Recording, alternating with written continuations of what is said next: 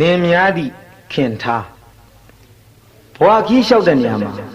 အသက်အရွယ်နဲ့အတွေ့အကြုံကလမ်းပြသွားပါလိမ့်မယ်ဆိုတဲ့ပညာရှိစာရေးဆရာတူရဲ့စကားကိုထောက်ခံရသည်တစ်ချိန်ကနိုင်လင်းဟာအတန်ပြတ်ဆက်တွေကိုမရွေးချယ်ပဲလက်ခံတင်ဆက်ခဲ့မိပါလေအခုကာလမှာတော့အတန်ပြတ်ဆက်လောကဟာ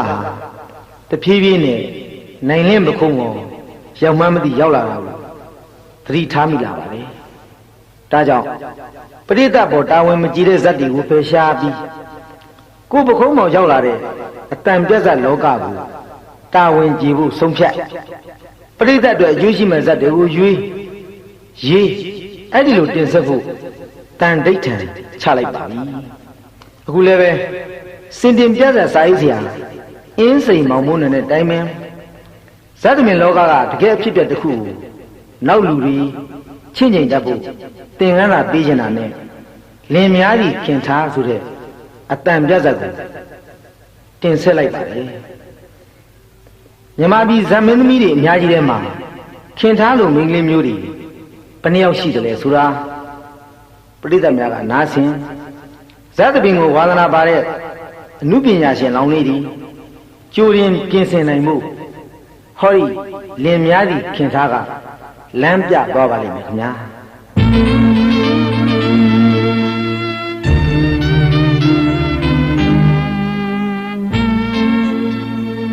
ဆရာကိုချူဟာကကျူဘာဖြစ်လာလဲညံမစီမှန်းမစီပြောရရှင်သိမရှိနဲ့ဆရာတပည့်မခင်ထားလေခင်ထားဘာဖြစ်လို့လဲဟာဘာဖြစ်ရမလဲပွဲကတိုင်းအမြဲလားလက်ဆောင်နဲ့မြူဆွဲတတိအယောင်ဆောင်လူလေလူအေးဆိုတဲ့ကောင်နဲ့ခူးရလိုက်ပြေးသွားပြီဆရာရဲ့ဒီကွာကောင်းပါလေပန်းပြူတဲ့ဥယျာဉ်မှုကပန်းမကူရင်အေးလေချစ်တာကငါသူ့ရဲ့ချစ်ဦးကငါပဲကွာညားတော့တဲ့လင်ကတူနှုတ်ဆရာကရောချစ်တယ်လို့ဖွင့်မပြောဘူးလားမပြောရပါဘူးကွာရင်ထဲမှာပဲချစ်တယ်ဒီနေ့ဖွင့်ပြောမယ်နဲ့ခဏထိမပြောပြခဲ့ပါဘူးမင်းစဉ်းစားကြည့်လေကွာဇက်ဦးစီးစာရေးဆရာဆိုတဲ့သိက္ခာကဖိရှိနေတဲ့တမာတိကကွဲစောင့်စည်းမိတဲ့သီလကတားရင်ထဲကချစ်တဲ့စကားကိုခင်ထားကြအောင်ငါပြောဝဲမှမလားငကြူရအဲ့ဒီဆရာရဲ့မိန်းဖောင်းကြောင့်သူ့ဘဝပြောင်းပြီးတော့လင်းယူအခုဆရာရင်ထဲမှာပူကြံခဲ့ပြီမလားရုပ်တရားနံတရားအလိုမလိုက်ဖဲနဲ့ဆရာအချစ်ဆရာရင်ထဲကအမိုက်ခိုက်နေတဲ့သူကလည်းဆရာစရိုက်ကိုအသိပဲဆရာမခံကြအောင်ပွင့်လာအောင်လူအေးနဲ့တွဲပြရင်းနဲ့ကလိကြာတော့လူအေးနဲ့ပဲညိလူအေးရင်ဝင်ကိုမိသွားတာပေါ့ဆရာရဲ့ခင်ထားသူဓာတ်ကြောင့်လည်းငါ့ကိုအဝါကပ်ပြပြီးတော့မျက်လုံးနဲ့သတိပေးဦးတာကိုငါကချစ်ဦးဆိုပြီးနာမည်နဲ့လိုက်အောင်အချစ်ဦးခဲ့ပြီမဲ့အပြောမစောအတောင်းနောက်ကြလို့မောကြံခဲ့တာပေါ့ကွာအေးငကြူကြီးတော်တော်များများဇာသမားတွေစာမတတ်လို့စာမဖက်စာတက်ပြန်တော့လဲအုံနောက်ထဲမသွင်းအဲ့ဒါအားနေခြင်းပဲကွာငါကြတော့လဲစာရီဖက်စင်ကြင်ုံတရားတွေအားကြီးလုံးလို့တွေ့ဝေတော့ရတဲ့နာမရလိုက်ပဲအရှုံးကြီးရှုံးရတော့ကွာဟုတ်တယ်โอเคတယ်အဲ့ဒါမှန်တယ်ဒါမှန်မို့ဆရာရဲ့တို့နေပါဦးတထေသားအတုခင်ထားရဲ့လင်လားလူအေးကခင်ထားရဲ့ကနာမငြိမ်မဲ့အစာအိမ်နဲ့အည်ပြားဖို့ဘယ်နည်းနဲ့စောင့်ရှောက်မလဲကွာဟာဆရာကလည်းခင်ထားရဲ့လင်လူအေးကကြုံရကြပန်းဒူးစရိုက်လမ်းအောင်ခက်ချမ်းချမ်းလျှောက်ရဲတဲ့သူငရဲကလာတဲ့သူပြာဘူးတော့ဘယ်ကြောက်ပါမလဲဆရာရဲ့ငရဲကလာတဲ့သူပြာဘူးတော့ဘယ်ကြောက်ပါမလဲ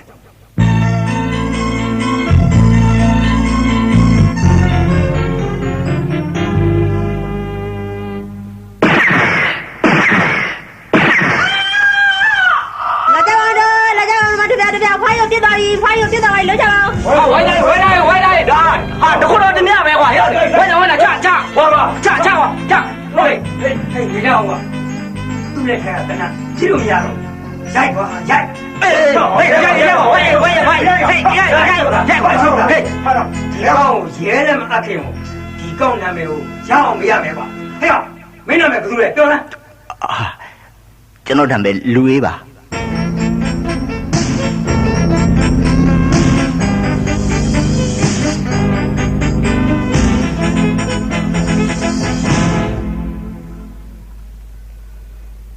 ဘယ်နဲ့လဲစာရေးဆရာကိုချစ်ဦးရဲ့ပွားထွက်တော်မီလေဗျာဘာတွေငေးပြီးတွေ့နေရတာလဲဗျာ ဩဇက်ထောင်ဥကြံနိုင်အောင်မလားကဲလားလေးဗျာဂရင်မထိုင်ဗျာမှန်တာကိုဝန်ခံကြီးဆိုရင်တော့ပွဲစတွက်တိုင်းပွဲကနေတိုင်းကျွန်တော်ခင်ထားကိုတတိယနေမိတယ်ဗျာအဲ့ဒါစာရေးဆရာညံ့တာလေဗျာဒီမှာကြည်တာကျုပ်လက်ကလက်စုပ်ကြောက်စိမ့်အနှစ်တက်တောင်းတော့တန်နေဆိုပါတော့ဗျာ3000ကျော်ကျော်နဲ့ရတာမို့အချောင်ပဲနောက်ပြီးတော့ရွှေနင်းနဲ့စိုက်ပြီးလက်မှာကုန်းဝတ်ထားတော့ဟောရှိနေတော့တစားမရှိတဲ့အခါအမျက်များများရတဲ့အခါထုတ်ရောင်းရမယ်ထုံးကျုပ်ကတော့အမြဲနှလုံးမူထားတယ်ဗျ။ဘာလဲ။ဥကြံနိုင်အောင်ကခင်ထားဆိုတဲ့ကြောက်ကောင်းတစ်ပွင့်ကိုရွှေနေနဲ့စိုက်ကျုပ်တဲ့လုံးမှာကွင်ဝစ်ငွေလိုရင်အမြတ်ရရင်ချွတ်ရောင်းဒီလိုလား။သူသာကြောက်ကောင်းတစ်ပွင့်သာဆိုရင်လေဘဝနဲ့ယင်းစေတနာနဲ့ကွင်ကျုပ်ရင်ထဲမှာအမြဲတမ်းထားခြင်းသူဗျဥကြံနိုင်အောင်ကနောက်ကျသွားပြီလေဟိုကဇက်နဲ့အားလုံးကိုခွဲသွားတာတစ်နှစ်ကျော်လို့သမီးလေးတယောက်တောင်းရကိုချေဦးလည်းကြားပြီးသားပါသူ့လင်လူအေးအနှုတ်ချမ်းဆေးရကလူသက်မှုနဲ့ဖမ်းခံရပြီခင်ထားခင်ဗျာအစာအိမ်ရဲ့တောကအပြင်ရှစ်နေရှာရရုံငိမ့်တဲ့ရနဲ့အဲ့ဒါပေါ့ဗျာလင်သူမရတဖားပါဆိုတာအဲ့ဒါဟောဟိုမှာဇက်ယုံနောက်ဖေးကခမားတဲ့ပဲငကျူးနဲ့ပြည်ရွှေဆန်တော်ပွဲကရင်ခမားကိုလေးစားပြီးအထင်ကြီးရင်းနှီးခဲ့တဲ့ပြည်မြို့ရဲ့အလှစည်ရင်ဝင်မတ်တီတာချမ်းမြဆိုတဲ့ခလေးမလေးပါလာတယ်ကဲကျုပ်ယုံရှိကြိတ်သွားအောင်မယ်ဗျာကိုချစ်ဦးကောင်းပါဗျာကောင်းပါပြီဩဥကြံနိုင်အောင်လှတဲ့မိန်းကလေးဆိုနာမည်ပါမှတ်မိတယ်နေရာပါမှတ်မိတယ်နော်โอเคလာတီတာချမ်းမြပွဲတော်ထွက်နေပြီဘယ်လိုလဲဆရာဟောဒီပြည်စံတော်ပွဲခင်နာရှိကြတဲ့ကရင်းနှီးခဲ့တဲ့တီတာလေဒီလာတာကထုံးစံတိုင်းဆရာကိုမနှက်ပြန်ထမင်းစားလာဖိတ်တာတီတာကဒီညပွဲကြည့်မလို့စင်မောကနော်စင်မောကရပါတယ်မတ်တီတာရဲ့မကြည့်ရေဗျာဆရာတို့ဘက်ကထုံးစံတိုင်းနေရာလုတ်ပေးပေါ့ကွာဟိုဟေးစင်မောကတော့ရအောင်စင်တောင်းမှပေးလိုက်သလားတခုကြံသေးတယ်လေဟမ်တီတာဝေဖန်တာတွေအတူကြည့်ရင်နားထောင်ဖို့လာဆရာပါလိုက်ခဲ့စင်မောကိုနော်စင်မောကိုဆရာအဝါကတ်တော့သတိထားနော်အဝါကတ်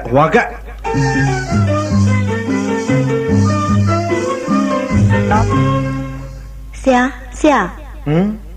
ခင်ထားဘာတွေဖြစ်လာပြန်မလဲခင်ထားရဲ့ဆရာခင်ထားရဲ့သတင်းတွေကြားရဲ့မြင်ရဲ့သိရဲ့လားဆရာရဲ့ခုလေခင်ထားတောင်ပြင်မှာလွတ်တဲ့ခွေးသုံးမှဖြစ်နေပြီဆရာခွေးသုံးမှဖြစ်နေပြီဆရာရဲ့အေးလေအဲ့ဒီတော့ကရေကြနေတော့ခင်ထားကိုယ်တိုင်တောင်မြင်ကိုသွားခဲ့တာပါဒါကခင်ထားရဲ့သမီးလေးနော်ဟုတ်လားသူ့နာမည်လားသူ့နာမည်ကခင်ထားဦးတဲ့ဒီကပုဂ္ဂိုလ်ကသူကခင်ထားရဲ့ဟုတ်ကဲ့ခင်ထားရဲ့လင်ကိုလူရေးကိုအမှုလိုက်ပေးခဲ့တဲ့ကျွန်တော်ရှင်းနေအောင်နိုင်ပါကိုအောင်နိုင်ဟုတ်ပါတယ်ဆရာအကျွေးတောင်1000ခွဲရှင်းနေကြီးကိုပေးအောင်မယ်ဆရာရဲ့ဒါပေမဲ့ခံမမိပါတယ်ခင်ထားခံမမိပါဒီနေ့စီရင်ချက်ချမဲ့သတင်းကြားလို့ရန်ကုန်စိတ်ကမ်းမှာပွဲကူကိုဇက်ပစ္စည်းတွေသင်္ဘောပေါ်တင်နေတော့ဆရာကိုယ်တိုင်စိတ်မောတာနဲ့ခင်ထားစီကိုပြေးလာခဲ့တာခင်ထားရဲ့ဆရာရင်ထဲကအမောစုအောင်ပြောတာမဟုတ်ပါဘူးဆရာရဲ့ကိုလူကြီးအလုံးနဲ့ထောင်းခုနှစ်ကြာသွားပြီဆရာရဲ့ခုနှစ်တောင်အေးလေစိုက်တလောက်ရိတ်လုတ်တလောက်ရတာဘဝနဲ့အလုပ်ရဲ့အပြန်အလှန်ကိစ္စပဲအားမငယ်ပါနဲ့ခင်ဗျာအားမငယ်ပါနဲ့ဆရာတမင်မမီရာဦးရဲ့ဇာတ်ထဲကစကားနဲ့ပြောရရင်ခေါ်တန်ကြားလှုပ်တာမြင်ရမယ့်နေရာမှာဆရာရှိနေမှာပဲအခုညလို့ပြောပေါ့အားမငယ်နဲ့တခုတော့ရှိလေငွေကလွဲရင်ပေါ့ခင်ဗျာရေဟုတ်လားဟုတ်ကဲ့sorry ဒါနဲ့ကိုကျွန်တော်နာမည် ချစ်ဦးပါစာရေးဆရာချစ်ဦးတဲ့ ဟုတ်ကဲ့ ဇက်စာရေးဆရာပြောပါတော့ဗျာ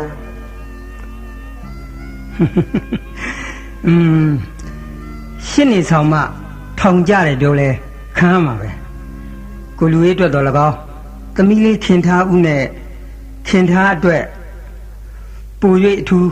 ဝန်းနေပါလေဗျာခင်ထားပေါ်တင်နေတဲ့ရှင်းနေကျွေးကိုလည်းကျွန်တော်တတ်နိုင်သမျှလျှော်ပြစ်မှာပါကိုကြည့်ဦးနော်ခင်ထား ဥအောင်နဲ့နှုတ်ပြားကစကားချိုးမျက်လုံးလိုကဆင်းမျက်နှာမြင်ရတာကမြေခွေးဩခင်ထားရဲ့နင့်အတွက်ငါကြိုးတင်ပြီးတော့ယင်လေးလိုက်တာ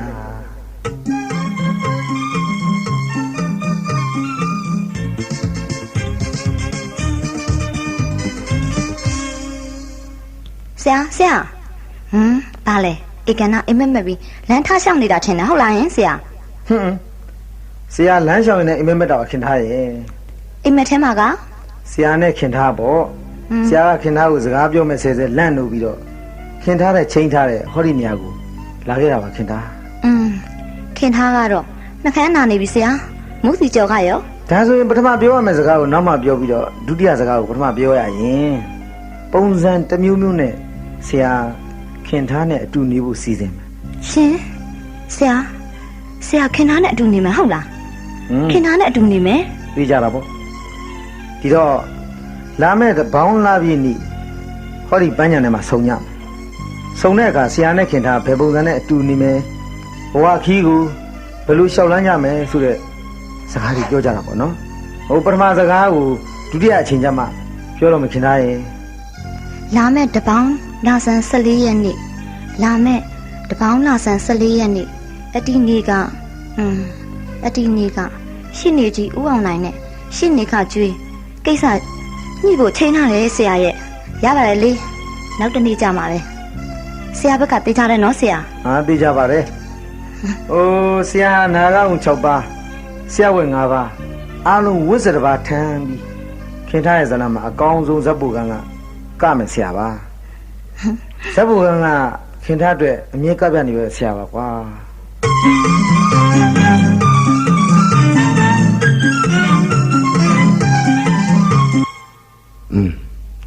ဆရာပြောတဲ့အတိုင်းဆိုရင်တော့ကျွန်တော်တို့ဇက်သေးကိုခင်သားကိုအလုပ်ပြန်သွင်းပေးခြင်းနဲ့ဆိုပါတော့ဟုတ်လားဆရာကဲဗျာစားရင်တောင်းရင်ပြောပါတမတော့ချက်လိုက်ကြအောင်စို့ ချမှာပေါ့ဒါလေးကကြမ်းမိုက်အတွက်အမျက်မီဝဲနေမှာ ဟုတ်ကဲ့ မောင်ထွချွေကဒီလိုကမင်းတို့သားဖပိုင်နဲ့ညဥယျာဉ်ဇက်ကဟိုအရင်ကလည်းပဲခင်ထားကဘူးတဲ့ဇက်မို့တကြောင် ဟုတ် နောက်သူ့လင်မောင်အေးဆိုတဲ့ကောင်ကလည်းထောင်ကြသူ့ရဲ့ဒီကြံခဲ့တဲ့ကလေးတယောက်နဲ့ခင်သားခင်ဗျာဒုက္ခရောက်နေတာကတကြောင်အကြောင်းကြောင့်နေပေါ့ကွာအကြောင်းနေကြောင်းငါသူ့အတွက်နေရာတနေရာပြန်တောင်းတာမောင်ထွချွေရ နေအောင်ဆရာရဲ့အကြောင်းနေဆိုတော့အခုပြောသွားတာကဆရာရဲ့နှစ်ကြောင်းမရှိပါသေးပါလားနောက်နှစ်ကြောင်းတစ်ကြောင်းကရောကြာနေပါဦးဆရာရဲ့ အေးလူကြီးချက်တော့ရည်တယ်တဲ့ရင်းပြောရမှာပဲကွာငါအားလုံးအစဉ်ပြေလာအောင်လာမဲ့တပေါင်းလာပြီမှာခင်ထားနဲ့ငါ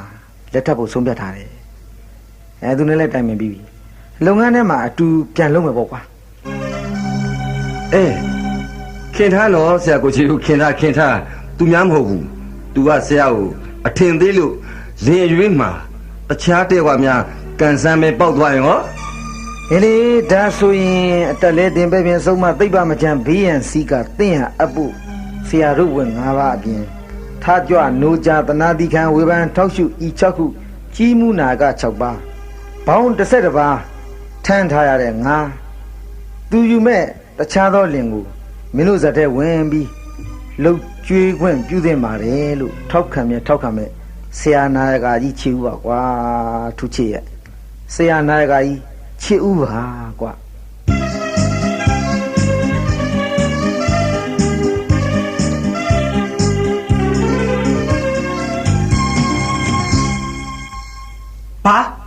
ဘာကွာမင်းဘယ်လိုပြောလိုက်တယ်လွယ်လှကြီးလားမရွှေခင်ထားရဲ့အမှုလိုက်ခါက1000ဝဲကြောမင်းလင်တရားခံလူအေးနဲ့မင်းကိုယုံကြည်နေတိုင်းကြွေးရတဲ့ဈေးမင်းရဲ့နေမှုထိုင်မှုဈေးအားလုံးပေါင်းရင် 2000မွဲကျော်ကျမဇက်ကရင်ဆက်ပြတယ်ဟုတ်လားဘယ်ဖြစ်မလဲမစောင့်နိုင်ဘူး တနာပါအောင်ကိုအောင်နိုင်ဦးရေတနာပါအောင်ပြီးတော့ခင်သားရဲ့ဆရာကိုချစ်ဦးကလေခင်သားကိုပွဲပြန်ကနိုင်ရေးရောနောက်ပြီးတော့အိုးခင်သားကိုတနာတော့အဖြစ်ဟုတ်ကဲ့အဲ့ဒီတနာတော့အဖြစ်ဆိုရင်ခင်သားရှင်တနာတော့အဖြစ်ပြောတာနော်ခင်သားရဲ့ဘဝကိုတနာတော့အဖြစ်ပြောတာဟုတ်ကဲ့ခင်သားကိုကိုအောင်နိုင်လေအတူနေပြီးစောက်ရှောက်ခြင်းနဲ့ကွာရှင်စဉ်းစားမိနစ်ပိုင်းလေးပဲအချိန်ပေးနိုင်ပါခင်သားလိုတားတယ်မအေးဇတ်သမဘဝမှာကျေးဇူးတရားတွေကျွေးတွေရရရှိတဲ့လူတယောက်ရှိနေတာဝန်တော့ဝန်ဘိုးပဲခင်သားရဲ့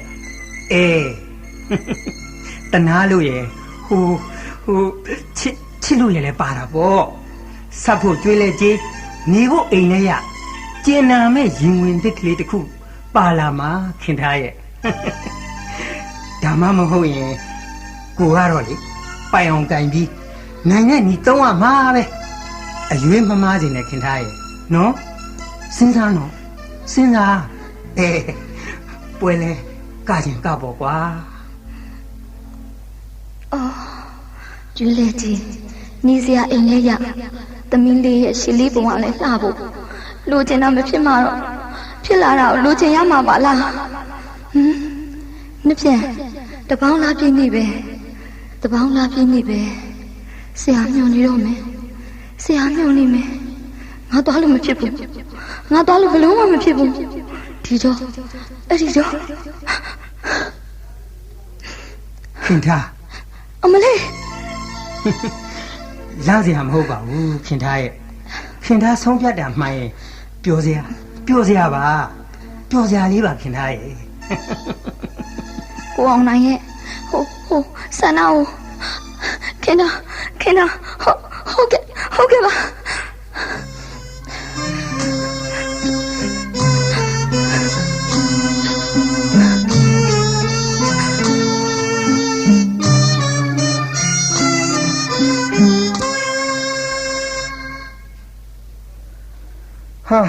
ညနေ6 နာရီတောင်ထိုးတော့မယ်ခင်သားမလာသေးပါလားဘလို့ဖြစ်တာလဲဟာသူများမဟုတ်ဘူးနော်ခင်သားတဲ့ဆရာရဲ့ခင်သားသူကဆရာကိုထင်သေးလို့လင်အရွေးမှာတခြားတယောက်ကကန်ဆန်းပဲပောက်သွားရင်ရော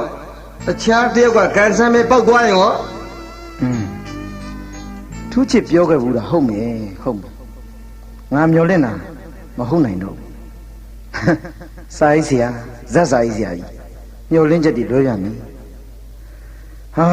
နာကဝင်6ပါးဆရာဝဲ5ပါးဒီဝရဏကိုငါဘလို့ငါကူရပါမလဲ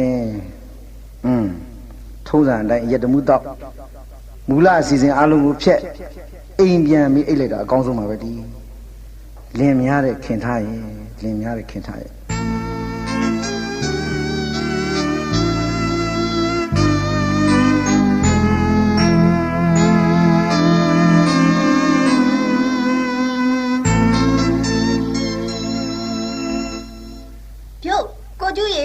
ကိုကျူဟာတီရချမ်းမြမိုးချုံမဘယ်လိုမျက်စိလဲလာတာလဲဟာမျက်စိလဲလာတာမဟုတ်ဘူးတမင်းလာတာကားလမ်းမှာကားပြက်နေလို့ဂိတ်ကိုမိုးချုံမဝင်တဲခုကန်လည်းမတဲချင်ဘူးလေအိတ်နေကြအိမ်ကလည်းဝေးတာမို့ဒီအိမ်မှာပဲအိမ်ရပါမလားဩဒါနဲ့ကိုကျူဆရာကိုချီဦးရောအေးအဲ့ဒါမှဒုက္ခဆရာလည်းမရှိဘူးဟာအဲ့ဒီတော့ကဟာဒုက္ခပါပဲအိမ်ရှင်ဆရာမရှိဘူးဆိုတော့မမိုက်ဘူးကွာစိုက်ကားကလည်းပြန်လွှတ်လိုက်မိပြီကိုကျူရဲ့ပြဿနာပဲအဲ့ဒါမဒုက္ခပါဘူးခမတီရအတွက်ပူမိုက်တာလေနည်းနည်းတော့ရှုပ်မယ်နော်ရှင်းအောင်နားထောင်ဆရာကိုချီဦးမိမသွားခိုးတယ်ကြီးမဝက်သက်ပေါက်နေတာဒီညအကောင်းဆုံးဆိုင်မှာစားပြီးတော့အလုံးစုံတဲဟူကမ်းမှာဇုံတွဲမင်္ဂလာတဲလိုက်မယ်ဗျဟာတအိမ်လုံးမှာကိုကျူနဲ့အိပ်ရမှာဆိုတော့ပိုဆိုးတာပေါ့ဟုတ်အမှန်တန်ယူသားတဲ့ငကျူးရဲ့မဟာတမာတိကိုလာမထိပါနဲ့ဗျာငကျူးကလည်းဒီညပျော်တာကြိုက်လို့ဘော်ဒါတိုက်နဲ့ဆရာမရှိတော့အဖြော်ရမကာလေးကြိုက်ပြီးဘော်ဒါတူရဲ့အိမ်မှာ မူလင်းပိုကာဆွဲမယ်ဗီဒီယိုတွက်ကြည့်မယ် ဒီရော တီယာချမ်းမြဆိုတဲ့မဒီကညာပန်းလှအလွန်တက်ရတန့်ရှင်းတဲ့ဆရာအိယာမှာလွတ်လပ်စွာစာမြန်းတော်မူနိုင်ကြောင်းမှာတခင်ပါလေးဖေဟာ ဟာအပြတ်မိုက်တာပဲဒါဆိုရင်ဟဲ့ငဲကျွန်းတော့ငကျူး ဖေဟာ တခင်မလေးစိန်ကောင်းကောင်းနဲ့အပြက်လဲလောင်းမှုအချိန်မနှောင်းခင်ခက်မြက်မြက်လေးညောင်းမိတော့မောင်မေ ညာရိတ်တော်မြတ်အတိုင်းပါဖေဟာ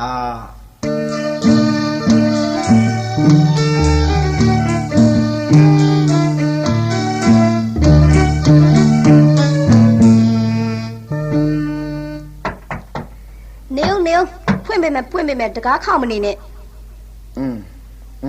မ်ခင်ထားပါလားဩမင်းကဒီရောက်နေတာကို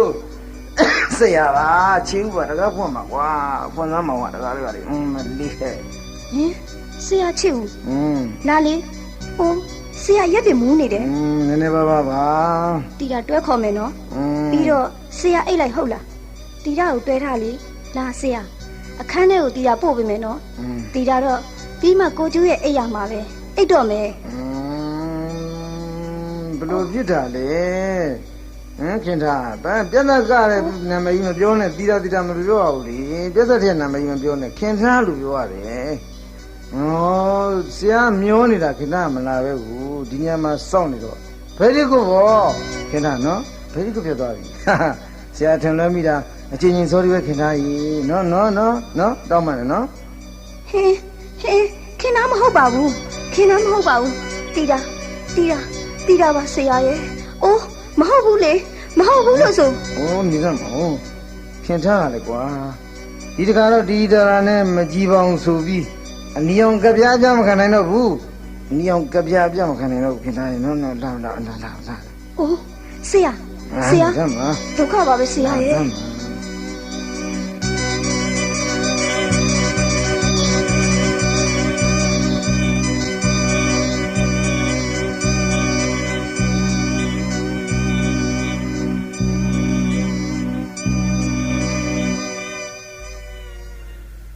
ဟာယေရှုကမူချစ်ဧဂရီအတွက်ယူလူမပြီးအိမ်ထဲမှာလူမိတဲ့ငါအဖြစ်မတိတာလေးမင်းဘယ်လိုပဲပြစ်ပြီးဆရာခအေးပဲခံရတော့မှာပေါ့ကွာဆရာခမမတိတာရဲ့မင်းကြိုက်တယ်လို့ပြပါ တီတာကိုချစ်လို့မဟုတ်ပဲမှားလို့ဆိုတာတီတာဝမ်းနေဆုံးပဲကာလပေါ်မိန်းကလေးတယောက်အတွက်ခေတ်အဆန်ဆုံးမှားရင်တသက်မြောက်ဘယ်လိုခေတ်အမီဆုံးနည်းနဲ့ဖြည့်ရှင်းရမှာလဲဆရာ ဟုတ်ပါတယ်ဆရာချစ်ခဲ့တာခင်ထားဆရာမမျောလင်းပဲမှားတာကတီတာချမ်းမြောက်ဒီမအတွက်ဆရာဘယ်လိုယုံကြည်ပြင်းရနိုင်မလဲတီတာဘာလဲဆရာခါသွားတယ်မထွေးအသားကိုဆေးပေးဖို့ပင်လယ်ရေခတ်ပေးမလို့လားဆရာ ကောင်းပြီတီတာချမ်းမြောက် ဆရာ မင်းကလေးတယောက်ရဲ့အရှက်နဲ့အမျက်တရားကိုစော်ကားမိတဲ့ဆရာဘာမှကြော်မတွေးတော့ပါဘူးရော်ကြီးအဖြစ်နဲ့ဆရာတီတာကိုလက်ထပ်လိုက်ပါမယ်ကျင်းတ်ပလားတီတာကျင်းတ်တယ်မို့လားဆရာတီတာကိုလက်ထပ်လိုက်မယ်လी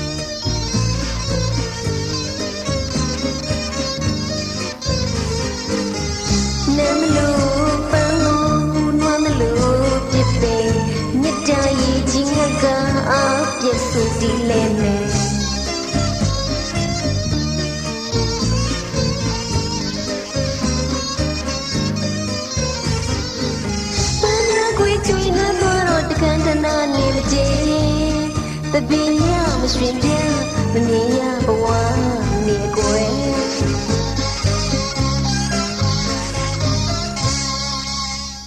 ဟ အေးရပြီတော်ပြီဟုတ်ပြီဟုတ်သွားပြီအေးတိုက်လိုက်ရတဲ့တချင်းကွာတမနခင်းကိုကုံရောကဲတနားကြီးလဲခွဲနေပြီအတီးသမားတွေရောခင်ထားအောင်အလုံးထမင်းစားကြအောင်နော်ဟုတ်ကဲ့ဩဒါနဲ့နေဦးဒါဒီတချင်းငါတို့တပင်းသေးတွေဘဝကိုပူဇော်ပြုတဲ့တချင်းနော်ရှေ့ယုံမှာတို့စပြီးတော့ဒီစဝင်မဲ့ဒီယုံမှာစဆိုးညသပင်ကိုကျင်တာပါပြတ်ဆက်ဇက်ဝင်ကန်းနဲ့ဒီပတ်သက်တဲ့တချင်းပဲခင်ဗျာရှင်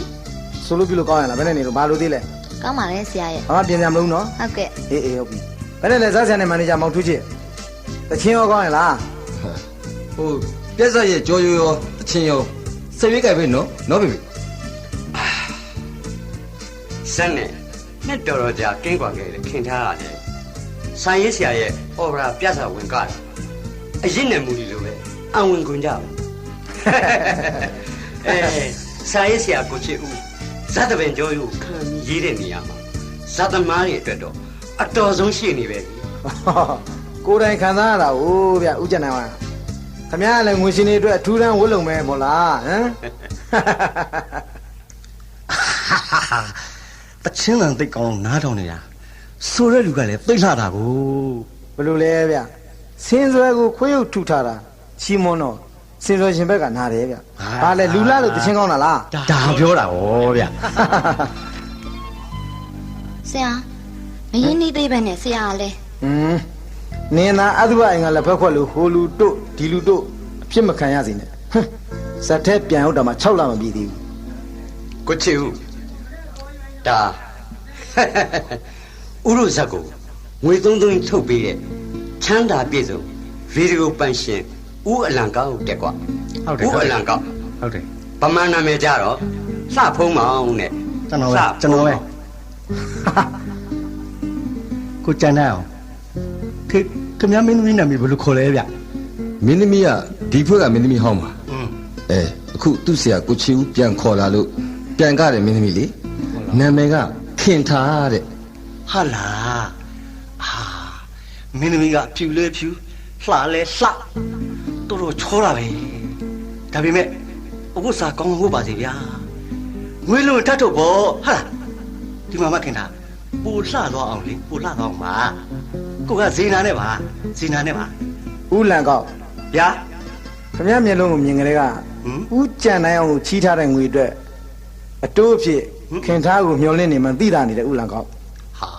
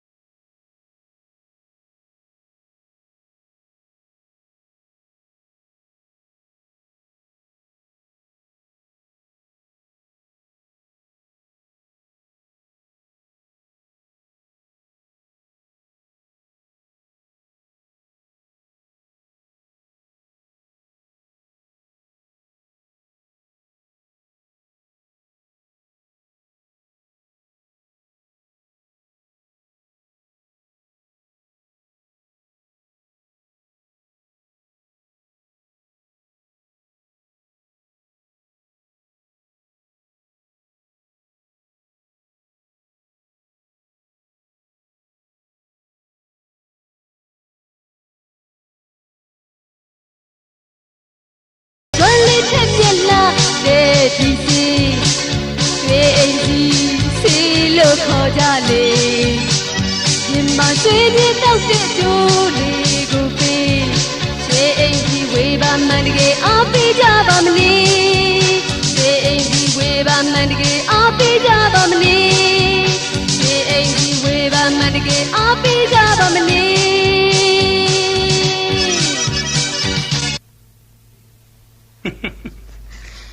ယ်လိုလဲမရွှေခင်ထားရဲ့ရှင်းနေလိုင်စင်ပြုတ်နေသူအောင်နိုင်ကိုလင်လို့ငါကဇက်ကပြီးရှာကျွေးရတာပဲလို့ဆိုပြီးကခဲ့တဲ့ပွဲကြီးတိုင်းငွေပြန်အပ်တော့တာလားဟင်ပြောလေကွာပြောလာမှာဒါဇက်ကနေတာမဟုတ်ညရည်ကြပြမနေညရည်ကြပြမနေနဲ့ ဟုတ်ရပါဘူးကိုအောင်နိုင်ရဲ့ပွဲဆွေကြီးကတာအားလုံးပေါင်းမှာ2000နဲ့ပါသမီးလေးအဝေးစားနဲ့မဟုတ်အားလုံးပေါင်းမှာ400နဲ့ပါဟုတ်အလုပ်ထဲပြန်သွင်းပေးပြီစက်ရုပ်ကလေးကောင်းအောင်လုပ်ပေးလို့ကျေးဇူးရှိတဲ့ဆရာကိုချစ်ဦးကိုပစိုးချမ်းလေးတစ်ထည်ဝယ်ကြတော့တာ150အားလုံးပေါင်းမှာ950ပဲရော့ပါလေဒီတစ်ခါလေးပါရှင်နော် ဘာဒီခါလေ ဟုတ်ကဲ့ ရောကွာရောပေးတာအဲ့ဒါထဲပါလား သမီးပေးတာအဲ့ဒီချစ်ပဲလို့ချစ်ပဲမင်းတို့မရိုက်ပါနဲ့ဦးနော်မင်းတို့မရိုက်ပါနဲ့သမီးလေးမရိုက်လည်းမရိုက်အောင်အဲ့ဒီလည်းမချွတ်အောင်မမေးပညာနဲ့တက်ထားတဲ့အဲ့ဒီမှာသမီးလေးရဲ့ ဩသိဟုတ်ဟမ်မအေရောသမီးပါဇန်းနောက်လိုက်ဒုတိယပထွေးမတော်လိုက်ရတဲ့ခိုးစာရေးဆရာကိုအာကူပြီးတော့ငါ့ကိုတော်လှန်တာပေါ့လေသားမီးနှစ်ယောက်တင်လဲညီညွတ်ကြပါလားကဲညီညွတ်အောင်ကွာညီညွတ်အောင် မေကြားပါဦးရဲ့မေကြားပါဦးရဲ့သမီးမြေဖက်မေကောင်းလားကဲတော့ရိုက်ပါသမီးလေးကိုမလိုက်ပါနဲ့ရှင်တောင်းမှပါလေခင်ဗျားတို့သားပြီးပြန်လာတိုင်းရိုက်ခံနေရတာခင်ဗျားအပြင်းနဲ့ခင်ဗျားပါခင်ဗျားတို့အယိုးသားစုနဲ့စေတနာထားတဲ့ဆရာကိုမစော်ရပါနဲ့ရှင်မစော်ရပါနဲ့ဆရာသူ့ရင်တော်နဲ့သူ့ပါဖေဖေရှိတဲ့မေမေကိုယူခဲ့တာမဟုတ်လားဦးကြီးဘာသာသားရဲ့ဆရာတို့မပြောပါနဲ့နော်သမီးရှိခိုးတော့ရှိခိုးပါမယ်ဦးကြီးဟမ်မအေကလင်းငယ်ကိုကာကွယ်သမီးကပထွေးနောက်ပထွေးကိုအာကိုတော်ပြီနင်တို့သားမိမျက်နှာကိုငါမကြည့်ချင်ဘူးနင်တို့သားမိမျက်နှာကိုငါမကြည့်ချင်ဘူးအဝတ်တစ်ထည်ကိုတစ်ခုစီနဲ့အခုဆင်းသွားကြမေသမီးလေးကနော်သွားကြတာကောင်းပါလေမေမေရဲ့နော်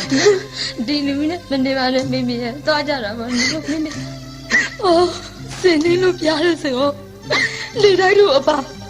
ဘယ်နေရာမှာတို့မိသွားကြမလဲမသိပါဘူးသမီးရဲ့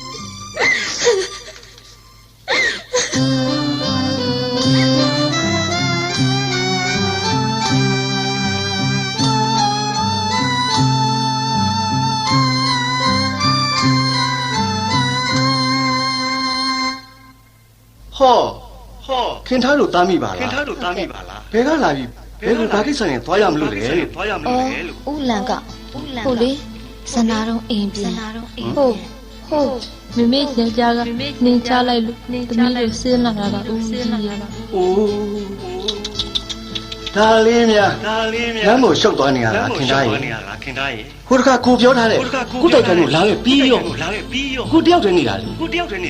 ကိုအများကြီးကိုညီနေကိုညီမကလည်းထိုင်ဝမ်သွားနေတာအဲ့ဒါနဲ့ခင်ထားဘာလို့ရမလဲရှင်ရေလောင်းတော့အောင်မြောင်းပေးနေတယ်လေ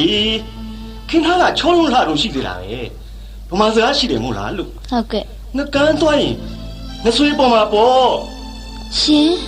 ငကန်းသွားရင်ငဆွေးလာမယ်ဟုတ်လားအေးလေကိုမဗီဒီယိုကုမ္ပဏီရှိတယ်ခင်ထားဇက်နာတဲ့ရက်တွေမှာကိုအိမ်မှာနေရင်ဗီဒီယိုရိုက်ပေါ့ပထမအရန်မင်းသမီးနောက်တော့မင်းသမီးကြီးဖြစ်မယ်ဦးကြံနေအောင်ဆိုတာကကိုပြီးရင်ပြီးပါတယ်ကံကောင်းရင်ဘူဂျိုမင်းသမီးဖြစ်မယ်တဲ့ပြီးတော့နေဖို့လည်းမပူရအောင်အလုပ်ကလည်းနှစ်ဖက်ဆိုတော့အောင်းငယ်အောင်ပေါ့လေလာစမ်းပါခင်ဗျာရဲ့လာစမ်းပါကိုကဇေနာနဲ့ပါစေတနာလေးဇေနာခင်ဗျာသိတယ်မလားခင်ဗျာလိမ္မာရဲ့နောက်အလောက်မှာဇေနာတွေအများကြီးကြံနေတယ်ဇေနာတွေအများကြီးကြံနေတယ်မေမေသမီးလင်းထယူမလို့လားမေမေရဲ့အတိုက်မရှိတဲ့ငှက်အရွက်မရှိတဲ့အပင်ကြုံရနာလိုချင်သူထင်းခုတ်မိသွေးဖုတ်လဲခံရမှာပါသမီးလေးရဲ့ လိုက်သွားရအောင်နော်သမီးလေး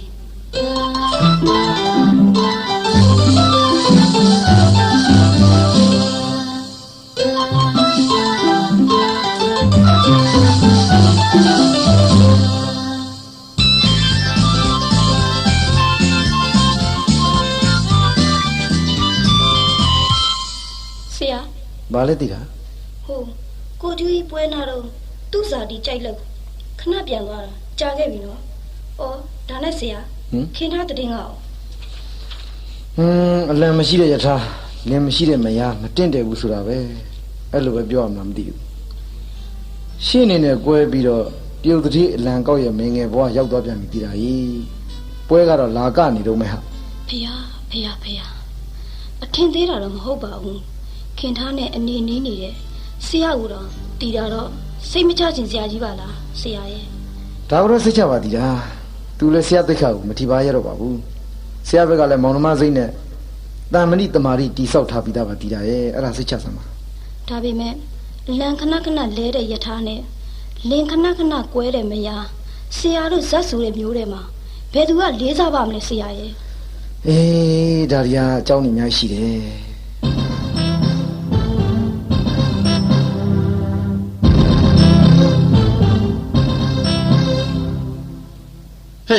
ဟေးကောင်စတိတ်မန်နေဂျာကားဆွဲကောင်းတော့အောင်ထက်ရဲ့လာပါဦးကွာ ဟုတ်ကဲ့ကိုအခုတိရှိကျွန်တော်ဘာခိုင်းမလို့လဲ ဘာမှမခိုင်းပါဘူးကွာဟိုဒုဇက်ထရလေဟိုခင်ထားသူလင်ခဏများပြီမဲ့သူ့ရဲ့ဝေယဝစ္စပြီးမညူမညင်လှုပ်ပေးရတဲ့အောင်ထိုက်ဆိုတဲ့မင်းအပါသေးပါလားကွာအောင်ထိုက်ရဟင်ဘယ်လိုလဲ ဟာအခုကလည်းကျွန်တော်ကချစ်ပေမဲ့ तू ကချစ်ချင်မှချစ်မှာကိုကကျွန်တော်ကတော့လေဟိုလင်ဘယ်နှစ်ယောက်ရခလီးဘယ်နှစ်ယောက်မွေးသူ့ကိုရရင်ကျွန်တော်ဇာတ်ထဲမှာမထားဘူးကိုက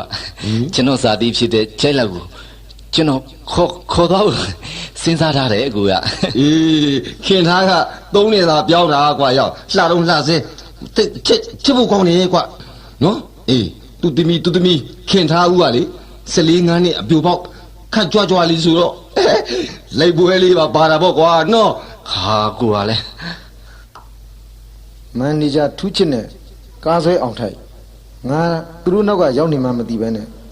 ရုံမာတဲ့အကြံယွန်စရာစကားတွေပြောနေလိုက်ကြတာဟောခင်ထားမင်းသမီးခင်ထားအလှမပြတ်သေးတဲ့ခင်ထားနေ့စားငါရင်မောလိုက်တာခင်ထားရာ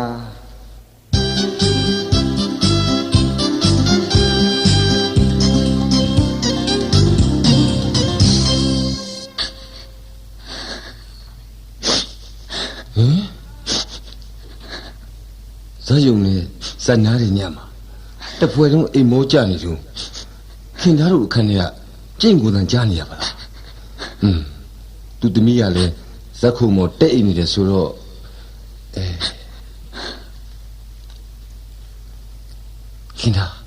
ခင်သားရှင်ကိုတူးချစ်ဘာဖြစ်လို့ကျင့်ကိုရလဲဟာပြောစမ်းပါကိုတူးချစ်ဘာကူကြီးပေးရမလဲဆရာသာသိခင်သားကိုအပြစ်တင်အောင်ပါခင်သားကန်ဆိုးပါလေကိုထူးချစ်ရဲ့ဒီနေ့ဦးလန်ကောင်းရဲ့မယားကြီးပြန်ရောက်လာလို့ခင်သားတို့သားမီးနှင်ချလိုက်ပြီရှင်နှင်ချလိုက်ပြီတမီးလေးဆိုအားငယ်တော့ငိုလိုက်တာတနာစရာလေးပါကိုထူးချစ်ရဲ့တွေ့ဒါများအားငယ်စရာလားကိုထူးရှိတာပဲကိုထူးရှိတာပဲအာမင်းနဲ့နေပြီးတော့လိုက်အိုးကိုထူးချစ်အပြင်ကိုထွက်ပါရှင်အပြင်ကိုထွက်သွားပါမထူပါဘူးခင်ဗျာရေမထူပါဘူးအခုနေထွက်သွားလို့ဘေးလူတွေမြင်သွားရောဘာပြောကြမလဲဘာပြောကြမလဲမယုံစမ်းမနေနော်ခင်ဗျာနော်မယုံနေနော်ခင်ဗျာရေယုံစမ်းမနေကွာယုံစမ်းမနေအိုးဖဲပါလွတ်ပါရှင်လွတ်ပါတောင်းမှန်ပါလေအိုးဒုက္ခပါပဲကိုထူးချစ်ကြီးရဲ့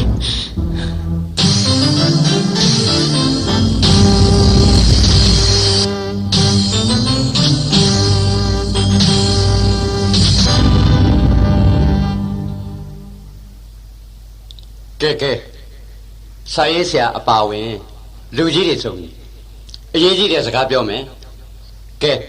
ခင်ထားရအဓိကမဟုတ်ခင်ထားလဲနားထောင်နော် ကဲပြောပါအားလုံးနားထောင်နေကြပါလေဥကြနိုင်ဘာပြောကြကြီးလဲပြောကြကြီးပြောပေါ့ ဒီလိုပါခုဇာသမားတော်တော်များများကနှစ်ယုံသုံးယုံရှိပြီနော်နှစ်ယုံသုံးယုံရှိပြီခင်ထားကိုပဲလက်မျိုးထိုးပြီးပွဲကူတိုင်းဇက်ကားနဲ့မလိုက်ရဲဘူးဇက်သင်းမောနဲ့မလိုက်ရဲဘူးလို့ခဏခဏဆန္ဒပြကြတော့ဒီကိစ္စကိုဘယ်လိုရှင်းကြရင်ကောင်းမလဲဆိုတာပါဘယ်နဲ့လဲကိုချေဦး ခင်ထား ဆရာ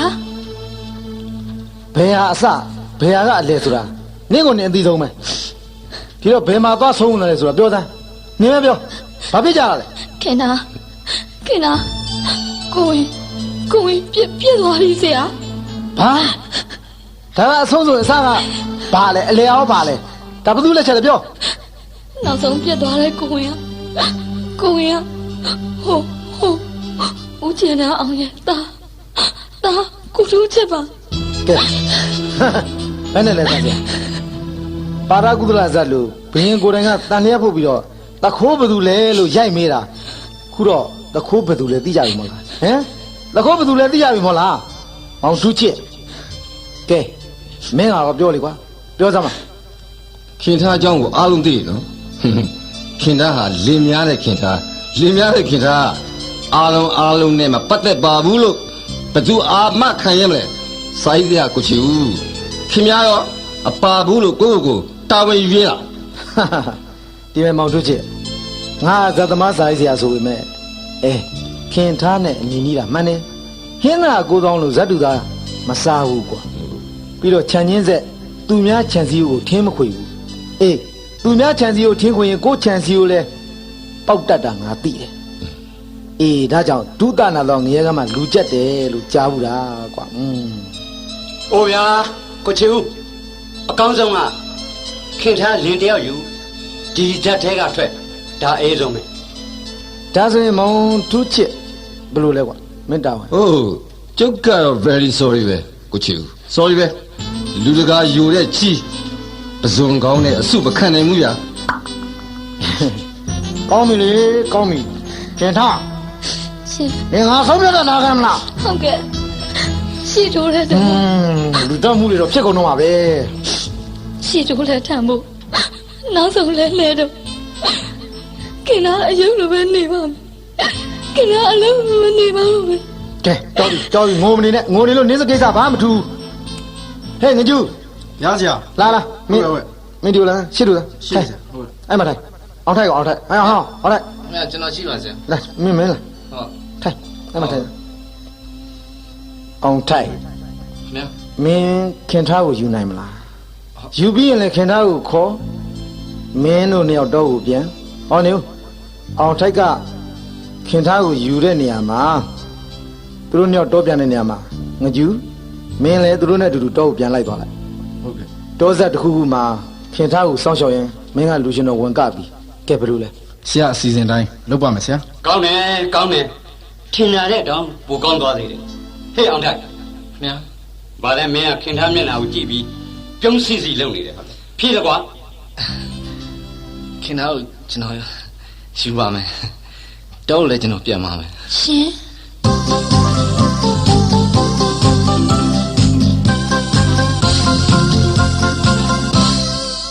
ဟာဆရာပြန်လာပြီ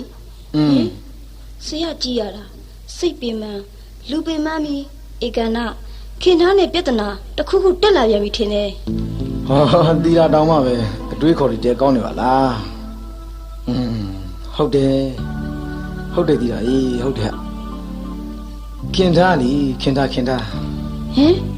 ခင်ထားဘာဖြစ်ပြန်ပြီလဲဆရာဘာဖြစ်ရမှာလဲဇက်ပန်ရှင်သားနဲ့တူတူတိတ်တိတ်ကိုဝင်ရအဲ့ဒါကိုအကြောင်းပြပြီးဇက်သမားတွေကရှေးယူဆနဲ့ကားတို့သင်္ဘောတို့နဲ့မလိုက်ရဲဘူးတဲ့အဲ့လိုဆန္ဒပြကြရကညှိကြနိုင်ကြတော့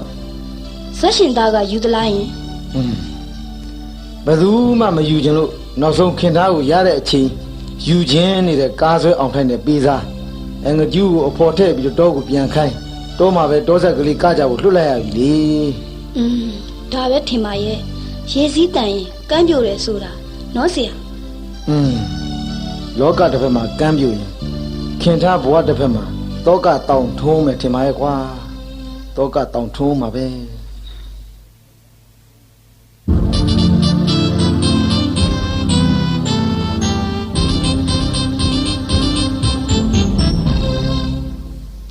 ဟဲ့အမေခင်ဗျားဦးဟိုမှာမကြီးပင်နေတက်မကြီးကဒီခူးနေပါလားဘာလဲတုတ်စားမလို့လား မဟုတ်ဘူးလေးလေးကြီးရဲ့မကြီးရဲ့ရောင်းဖို့ဒီပတ်စံကလည်းဦးအောင်ထိုက်ကအရက်ဖို့ပဲရှိတယ်လေးလေးကြီးရဲ့ အေးငါလည်းနေအမေအိမ်သွားမလို့ဟာနေအမေကိုဆွဲစုပွဲလေးပါလေကောက်ပွဲသွားဆင်မလို့ဟာနေအမေကိုနေကောင်းရင်လား မမေလည်းနေသိမ့်မကောင်းပါဘူးလေးလေးကြီးရဲ့ နေလို့သားမိလဲတိမ့်လက်ကစွန်လက်ကတိမ့်ဘယ်တော့မှအပူငိမ့်ပါမလဲဟာ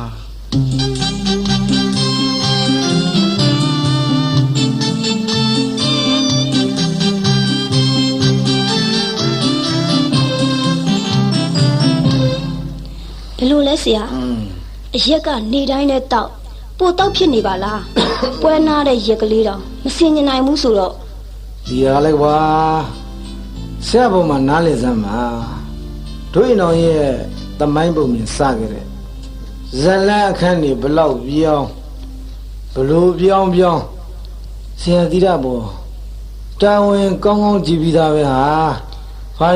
ကြီးတိုက်နေရလဲကွာမိမလည်း ဟုတ်ပါတယ်တီတာကဆရာကိုလင်းအဖြစ်ရတာပဲရှိတာချစ်သူအဖြစ်ရတာမှမဟုတ်တာ မင်းဘာလျှောက်ပြောနေမင်းဘာပြောနေတာတော့ ဆရာအရက်ကိုတောက်တဲ့တောက်လာခြင်းဟာဆရာခင်သားကိုနှမျောတဲ့နှမျောတန်တန်တာတာလွမ်းနာကြနေတဲ့ဆရာအသေးကိုဆရာကုစားနေတာမဟုတ်လား မဟုတ်ဘူး ဒါဆိုရင်လေခင်သားရှိရာကိုလိုက်သွားပါတော့လင်များတက်တဲ့ခင်သားစီမှာစက်ထမမြောက်လင်ရတူးကိုရွေးလိုက်ပါလားဆရာ ဟာမင်းစောရတယ်မင်းဘာပြောလဲကဲကွာ ရှင်ခင်သားကိုထီးလို့ဒီတော့ကိုရပြီမဟုတ်လား ဟုတ်တယ်ဟိုတုန်းကခင်ထားကိုငါအသေးလေးကချစ်ခဲ့တာငါမငင်းဘူးအဲ့ဒါသစ္စာတရားပဲ တော်ပြီကိုမချစ်ပဲယူထားတဲ့လင်းအတူနေရတာငရတစ်မျိုးပဲရှင်ငရတစ်မျိုးပဲ အေးအမှန်ကိုပြောရကြီးဆိုရင်ငါကဟိုးစားကြတဲ့ကငါဖွင့်မပြောမိတာမားလေခြင်းဆိုပြီးခံစားရကဝေးတဲ့ဝေးသွားရတဲ့ဘဝမင်းရောက်နေတဲ့ငရဲတဲ့ပူတဲ့ငရဲပဲကွာကဲမင်းဘာလုပ်ချင်တယ်လဲဘာပြောချင်တယ်လဲပြောစမ်းမိသေးလား တီတာပြောချင်းလှုပ်ချင်တာကလင်းမယားကွဲမယ်အခုသွားမယ်စိန်ခေါ်ရင်ဘာဒီမခတ်ချင် မင်းကငါနဲ့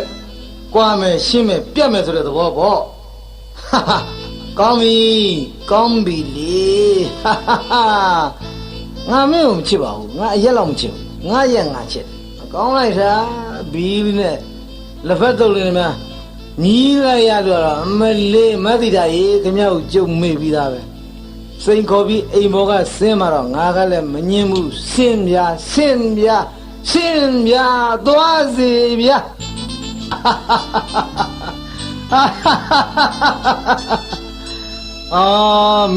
မိတိတာသူသွားရှာပြီကောသူကလေးဆင်းသွားတော့လေတနာစရာပါလားငါကပဲမူးလို့မားလာလားသူကပဲမားလို့မူးလာလားနှစ်ယောက်ညားခဲ့ကြတယ်နောက်ပိုင်းသူစိတ်ချမ်းသာတော့ငါထားတာ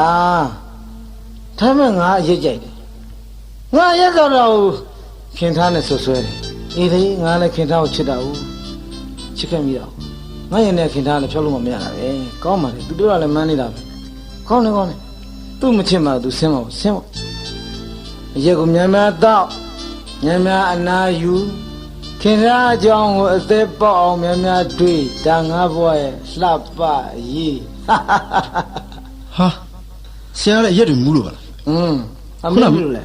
ခုနမတ်တီတာကလည်းလှမ်းခေါ်တာတော့မကြမ်းကြအောင်ထွက်သွားတယ်ဘလူတွေဖိကြတာလဲဆရာရဲ့ငကြူး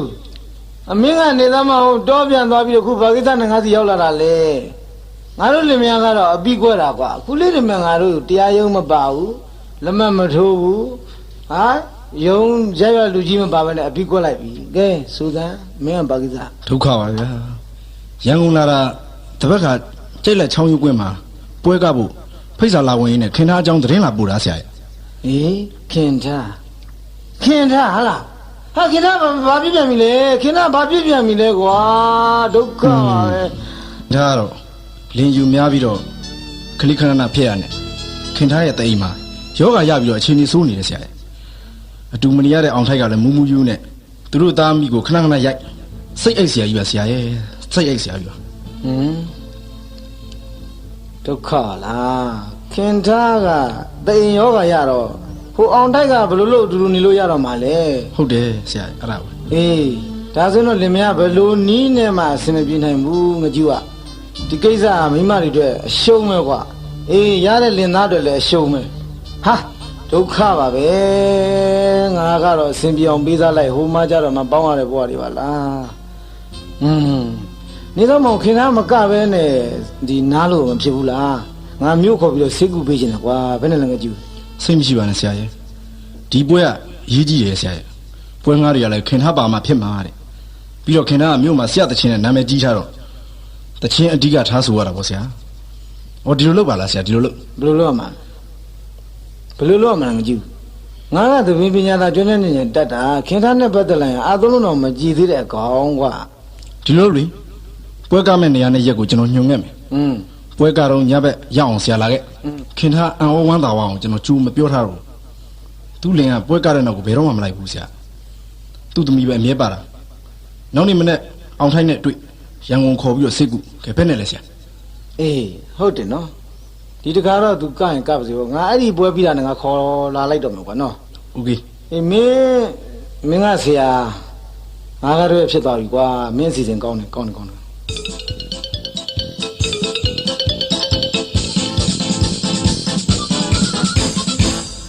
မိမိတက်တာရလားယင်မိမိပါတဲ့ပနာမထွက်တော့မေမိမိရဲ့ဖြစ်ပါမလားယင်သမီးခင်ထားဦးအထဲကတိတ်ကြိုက်တာပဲသမီးရဲ့မခံနိုင်ဘူးအသက်တောင်တစ်ခါရှူမရဘူးသမီးရဲ့နေပါစေတို့ပနာမကိုရင်းနေပဲစကြအောင်ဒီဒါပေမဲ့အရက်ကလည်းအတင်းကခိုင်းနေလို့ဆရာကြီးတဲ့တချင်းနဲ့နေကိုယ်တိုင်ထွက်ဆိုလိုက်နော်ဟုတ်လားဟုတ်ကဲ့ပါကိုကျူခင်ထားကျူးစားပါမယ်သမီးလေးမမေကိုရစားလေးနဲ့ရေတိုက်ဆမ်းမှာသမီးလေးရဲ့နော်ရောမမေဒါလေးကရစားဒီမှာရေမမေတောက်လိုက်နော်ငါပြိတ္တထဲကနေပွဲကြည့်နေတာကိုခင်ထားရောတစ်ဖွဲ့လုံးမသိကြဘူးဟောပနာမတောင်ပြီးသွားပြီရွှေပွဲလားပွဲချစ်တယ်ခင်ဗျာယခုဆက်လက်ပြီးအထူးမျှော်လင့်နေကြတယ်မင်းသမီးခင်ထား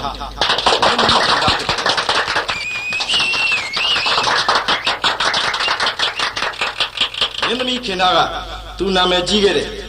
ညသဘင်ကိုကျင်တာပါဆိုတဲ့တခြင်းကိုတီးဆူပြပါလိမ့်ခင်ဗျာမမေအာတင်ထားနော်ကောက်ဖွင့်တော့မယ်တခြင်းစေပါတော့မယ်မမေရဲ့သမီးမရက်နိုင်ဘူးမရက်နိုင်တော့ဘူးလဲကြလိမ့်မယ်သမီးရဲ့သမီးဖတ်ထားမယ်လေသမီးဖတ်ထားမယ်လေးလေးကြီး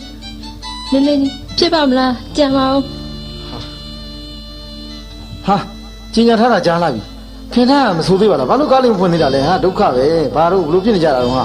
အဲ့လေဘာဖြစ်နေတာလဲ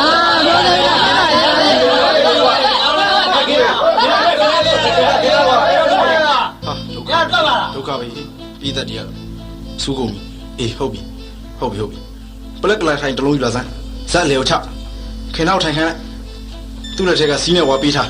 ညသဘင်ခင်တာကဘယ်တော့ဆုံးပါလဲကွာသမီးလေးခင်ထားဦးခင်ထားဦးကရှေ့ရရသလောက်ဆိုနော်ဆက်ပါလေဗျာသမီးရရှေ့ရရသလောက်ဆိုခင်ထားနောက်ကစီးနဲ့ဝါနဲ့ဆိုပါလားဆိုနိုင်တော့ဆိုပေးဟာလားအဲ့ဒါလေးပဲပြောလိုက်ကြဟုတ်ကဲ့ပါကိုကြီးသမီးမမေအတွက်ကြိုးစားပါမယ်လေးလေးကျူရွှေပွဲလားပွဲချစ်တယ်ခင်ဗျာကျွန်တော်တို့ပိုကောင်းအောင်အစီအစဉ်လေးတစ်ခုလုပ်ထားပါတယ်မအေကဆိုသမီးကလေရောဆိုပေါ့ဗျာကမဲ့အစီအစဉ်လေးပေါ့ကဲစပါပြီခင်ဗျာစပါအေးအဲ့ဒါဆိုကျင်ရတယ်ဟေး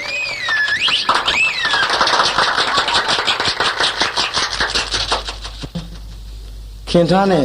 သူ့သမီးနဲ့တွဲပြီးဖြောပေးမယ်ဆိုပါလားစက်ခုနောက်ကတ်ကြည့်မှာပဲဒါမှအေးချောင်းချင်းခုံမောအမြန်တက်နိုင်မှာ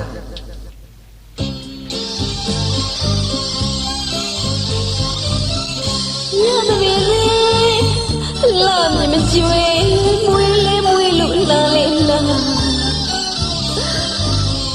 တေတုံးကနာရဝေးဝင့်ပြီးပန်းနေအမြေနောင်ရရဲ့တတိယလွမ်းနေ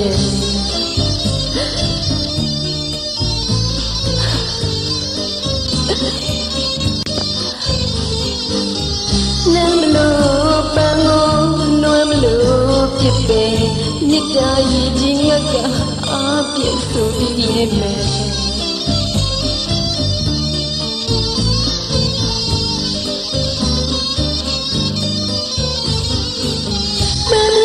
ကျွေးနေတော့တကန်တနာနေမချေတပင်းရရွှေပြမမေရဘဝနေကိုယ်အမလေးကိုက်လိုက်တာအရန်ကိုက်လိုက်တာအောင်လိုက်တာသမီးလေးကနေတော့မမြင်ရတော့ပါလားသမီးရေလဲကြပါမမေဟာရေကာချဟဲ့အောင်ကာချရေမခင်ဗျားအသက်မရှိတော့ဘူးကွာခင်ဗျားအသက်မရှိတော့ဘူးဆရာကိုချူခင်ဗျားဆုံးပြီလို့ပါအောင်ဘာဖြစ်တာလဲသူဖြစ်တာလဲခင်ဗျားဟဲ့ကားလေးမြန်ချလိုက်ကွာကားလေးမြန်ချလိုက်ပါလားမင်းတို့ကလည်းဟောဒုက္ခပါပဲဟမ်မောင်ကျူခင်ဗျားဦးလာစမ်းကြည့်တာခင်ဗျားတက်မရှိတော့ဘူးရောဆရာတက်မရှိတော့ဆရာဘဘဆရာကြီးဆရာမမေကိုခေါ်ပါအောင်ဘဘရေမမေကိုခေါ်ပါအောင်မမေဘဘဆရာကြီးဆရာလာနေပြီလေမမေထားကြည့်ပါအောင်မမေ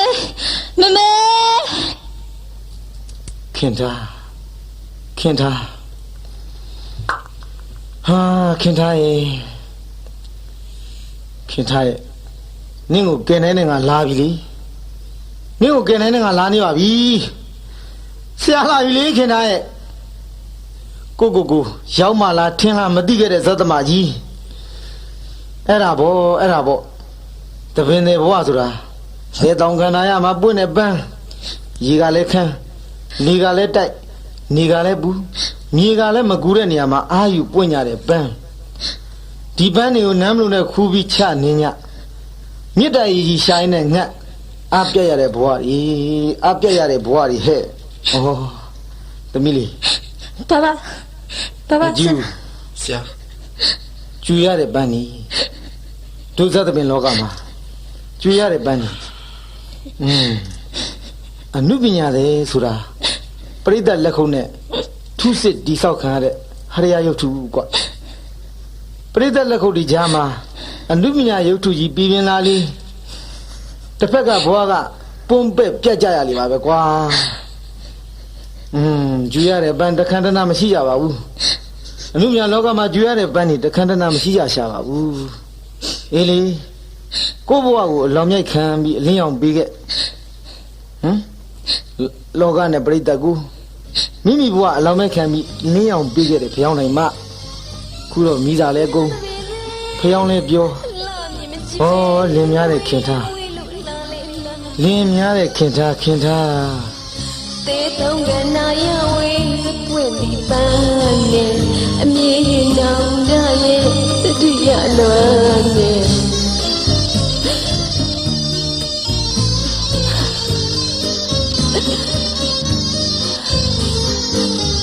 ညမလို့ပန်းကိုနွမ်းမလို့ဖြစ်ပေမြစ်တာရည်ကြီးငတ်ကအပြည့်ဆိုပြီးရဲ့မယ်